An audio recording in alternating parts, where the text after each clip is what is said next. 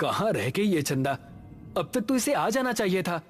पुनीत ने अपनी घड़ी में टाइम देखा तो 9 बज चुके थे और उसने जैसे ही पीछे पलटकर देखा, चंदा खड़ी मुस्कुरा रही थी। बदमाश, डरा दिया ना हमका। देखो हम तुम्हारे लिए क्या लाए हैं। ऐसा कहकर उसने अपनी जेब से एक डिबिया निकाली।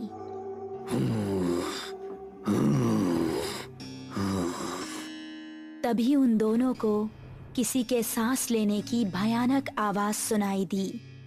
कौन है? ठीक सामने बरगद के पेड़ के नीचे उनको किसी आदमी का अक्स नजर आया। कौन है? सामने आओ। ये सुनकर भी वो आदमी सामने नहीं आया और जोर जोर से सांस लेने लगा। अभी देखते हैं कौन ससुरा है। ये कहकर पुनीत उसके पास जाने लगा। जैसे ही पुनीत उसके पास पहुंचा, उसने भी 2 कदम आगे बढ़ाकर पुनीत का गला पकड़ लिया। उसको देखकर पुनीत और चंदा दोनों का दिल दहल गया। उस आदमी की गर्दन कटी हुई थी और थोड़ी सी खाल में अटकी लटक रही थी।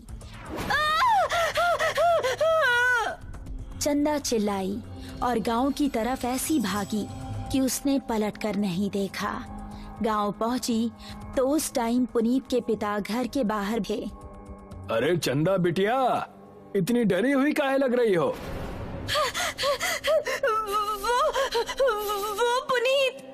चंदा ने हाफते हुए उनको पूरी कहानी सुनाई। पुनीत के पिता ने अपने साथ कुछ आदमियों को लिया और चंदा उन सभी को लेकर उसी जगह पर पहुंच गई। यही जगह थी वो जहां उसने पुनीत को पकड़ा था। उन लोगों ने इधर उधर नजरें घुमाई तो कोई आसपास नजर नहीं आया। तभी चंदा की गर्दन पर ऊपर से कुछ टपका। उसने हाथ लगाकर देखा तो वो खून था। पेड़ की डाली के ऊपर पुनीत की बिना गर्दन की लाश टंगी हुई थी और उससे खून टपक टपक कर नीचे गिर रहा था। शहर से दूर एक छोटा सा गांव सरूपुर। रात के समय सभी अपने अपने घरों में आराम कर रहे थे। बाबूजी, हम जरा अपने दोस्त महेश से मिलकर आ रहे हैं। उसकी तबीयत जरा ठीक नहीं है ना? ठीक है, लेकिन जल्दी आना। जी बाबूजी। ऐसा कहकर वो खुश होता हुआ घर से निकल गया। आज तो सारे दोस्त मिलकर मस्त पार्टी करेंगे, मजा आ जाएगा। जंगल का रास्ता पकड़ लेता हूँ, जल्दी पहुँच जाऊंगा। अभी वो जंगल में आगे बढ़ ही रहा था कि पीछे से उसको आवाज आई। अकेले ही पार्टी करने जा रहे हो? हमका साथ लेकर नहीं चलना है क्या? अरे अर्पणा और दिव्या, तुम दोनों क्यों हर बार हमारे पीछे पड़ जाती हो? हमका साथ लेकर चलते हो कि बोले अभी तुम्हारे बाबूजी से? अरे नहीं नहीं मेरी माँ, चलो मेरे साथ। थोड़ी देर चलने के बाद वो तीनों एक जगह पहुँचे जहाँ रामू और महेश बैठे हुए थे।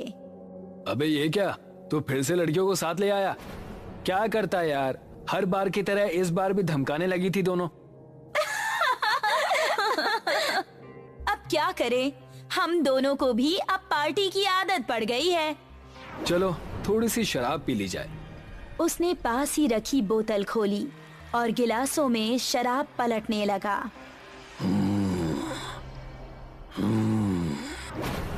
तभी उनको किसी के सांस लेने की आवाज सुनाई दी।